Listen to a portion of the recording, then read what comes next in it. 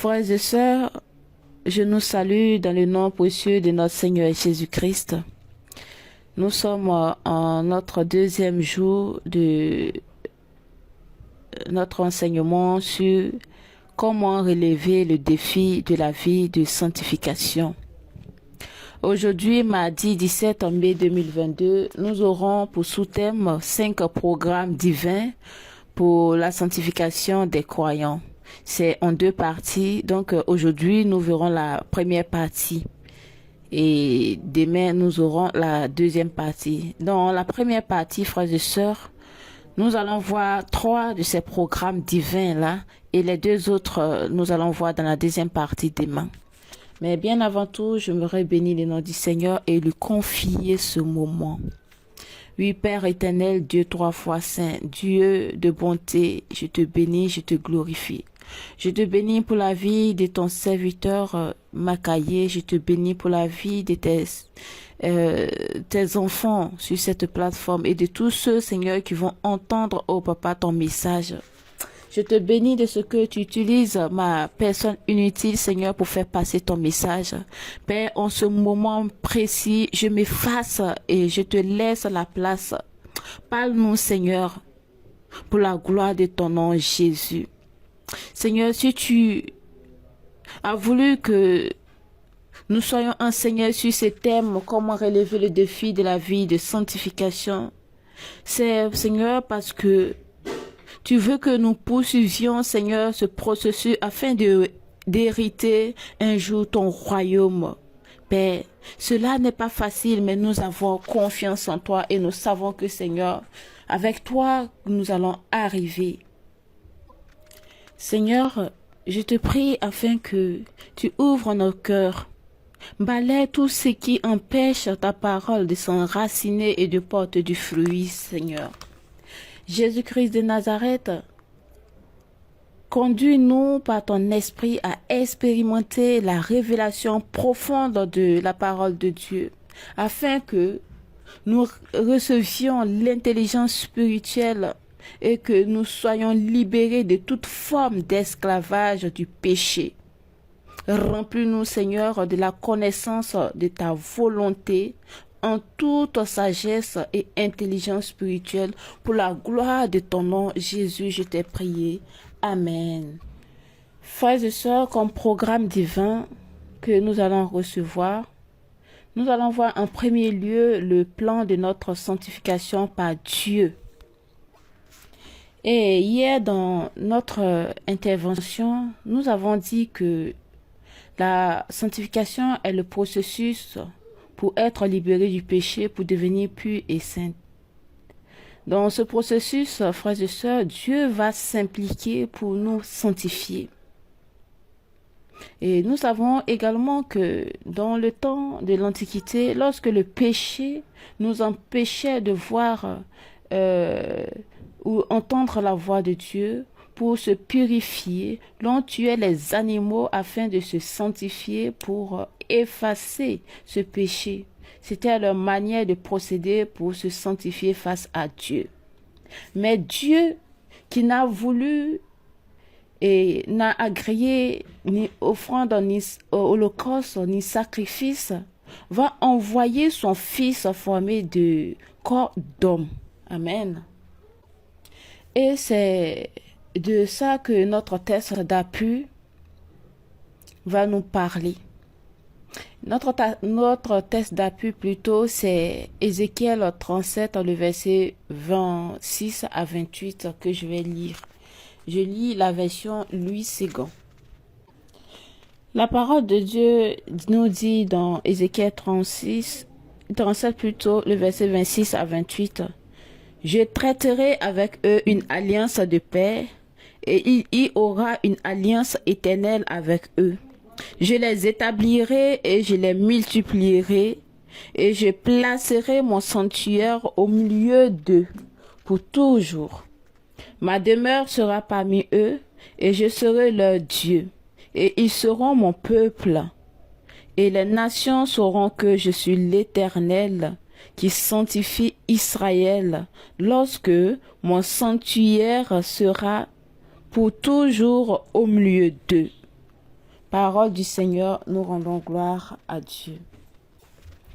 Frères et sœurs, le Seigneur me fait comprendre à travers notre texte d'appui qu'il se réconcilie avec nous par le Christ, à travers cette alliance de paix qu'il parle.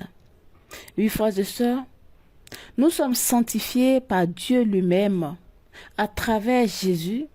Donc, cette alliance éternelle est la plénitude de l'évangile qui est Jésus-Christ et qui comprend toutes les ordonnances et les alliances nécessaires au salut de l'homme. Amen.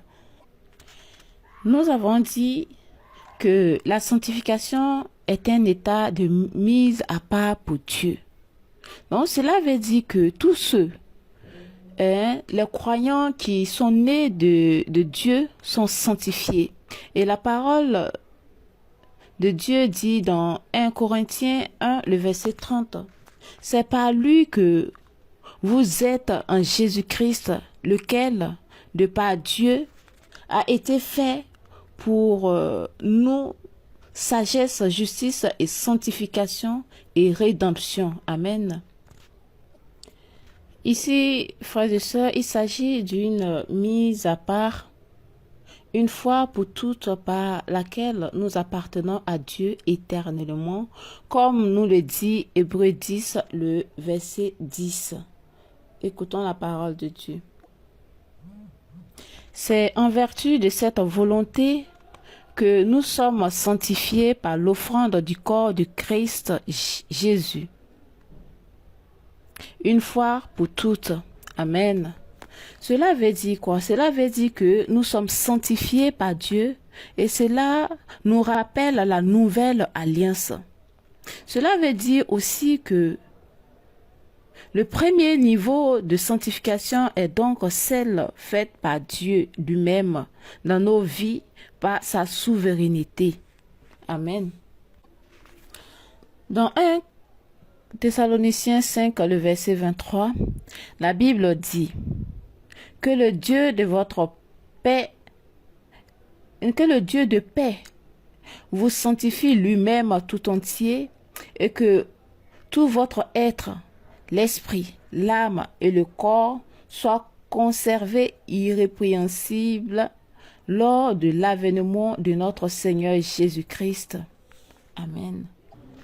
Oui, frères et sœurs, ce passage nous fait comprendre que Dieu nous a créés un, mais en 3 dimensions. C'est-à-dire l'esprit, l'âme et le corps. Donc le processus de notre sanctification va concerner également chaque dimension de notre être. Pour ce qui concerne la sanctification par l'esprit, cela a lieu à notre nouvelle naissance lorsque nous acceptons le Seigneur Jésus comme sauveur. Et la Bible dit que notre esprit a été régénéré. Nous avons été déplacés du royaume des ténèbres pour celui de notre Seigneur Jésus-Christ. Amen. C'est pourquoi dans Colossiens 1, le verset 12 à 13 nous dit: Rendez grâce au Père qui vous a rendu capable d'avoir part à l'héritage des saints dans la lumière, qui nous a délivrés de la puissance des ténèbres et nous a transportés dans le royaume du Fils de son amour. Amen. Frères et sœurs, c'est parce que nous avons été délivrés de la puissance des ténèbres et être transportés dans le royaume de la lumière en Jésus-Christ que la parole de Dieu nous dit de rendre grâce au Père. Maintenant, pour ce qui concerne la sanctification de l'âme et du corps, nous constatons que ces 2 dimensions sont en quelque sorte liées.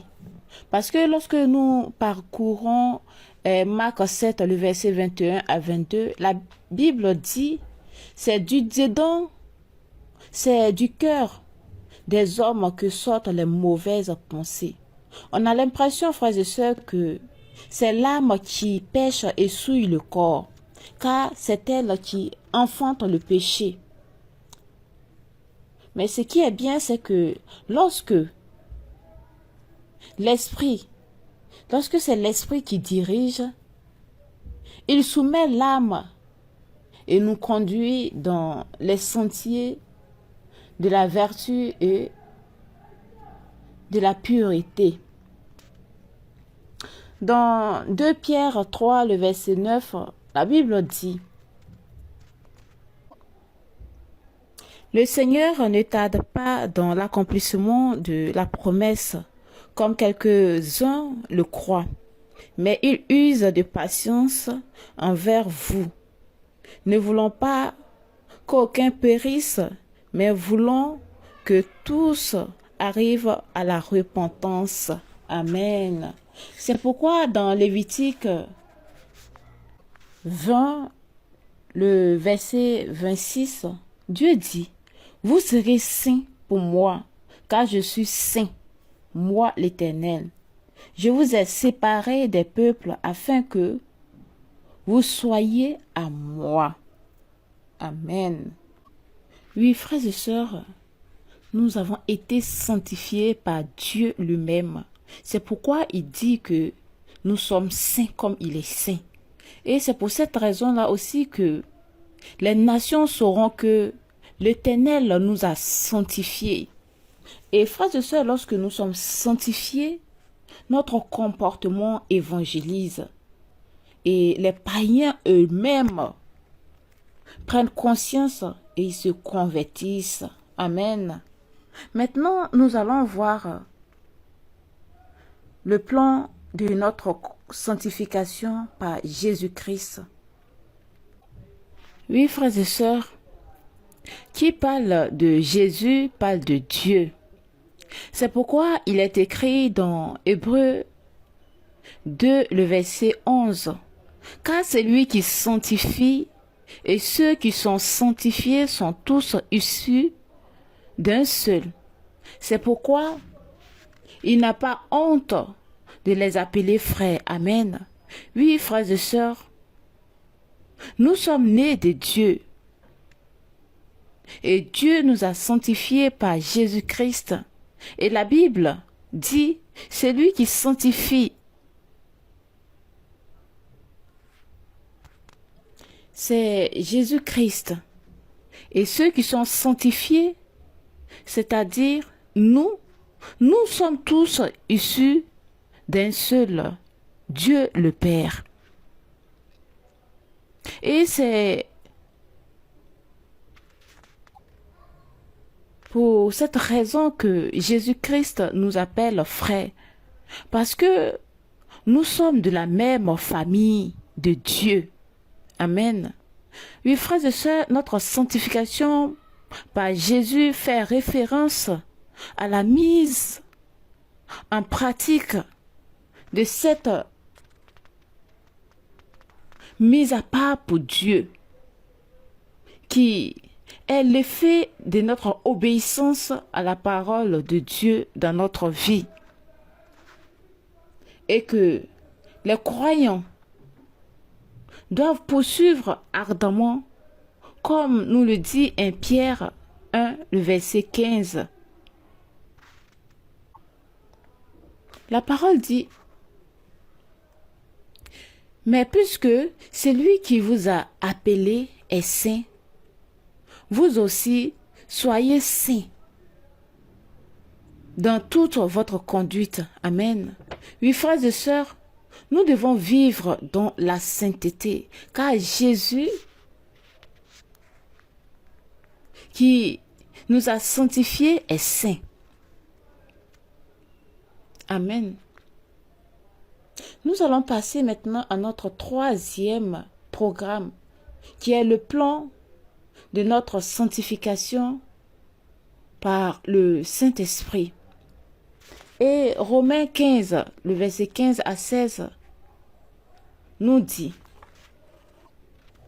cependant, à certains égards, je vous ai écrit avec une sorte de hardiesse, comme pour réveiller vos souvenirs à cause de la grâce de Dieu et à cause de la grâce que Dieu m'a faite. Et le verset 16 dit, d'être ministre de Jésus-Christ parmi les païens, m'acquittant du divin service de l'évangile de Dieu, afin que les païens lui soient une offrande agréable, étant sanctifiés par l'Esprit Saint. Amen. Parole du Seigneur, en tant que gloire à Dieu. Oui, frères et sœurs, la parole nous fait savoir que sans le Saint-Esprit, il nous est impossible de plaire au Seigneur. Il nous est impossible même de prétendre atteindre la sanctification ou vivre quelques changements que ce soit au niveau de notre personne. C'est le Saint-Esprit qui rend tout possible. C'est lui qui nous permet de triompher sur des dépendances, sur des traits de caractère qui ne glorifient pas le nom du Seigneur. Et qui chasse aussi certains esprits méchants qui influencent en tant que nous chrétiens. Donc, frères et sœurs, il peut arriver qu'on se demande parfois pourquoi une telle personne qui a donné sa vie à Jésus, qui nous a sanctifiés, continue tel ou tel péché. La vérité est que donner sa vie à Jésus, qui nous a sanctifiés, ne suffit pas. Nous avons besoin de la présence du Saint-Esprit qui vient en nous pour nous transformer totalement.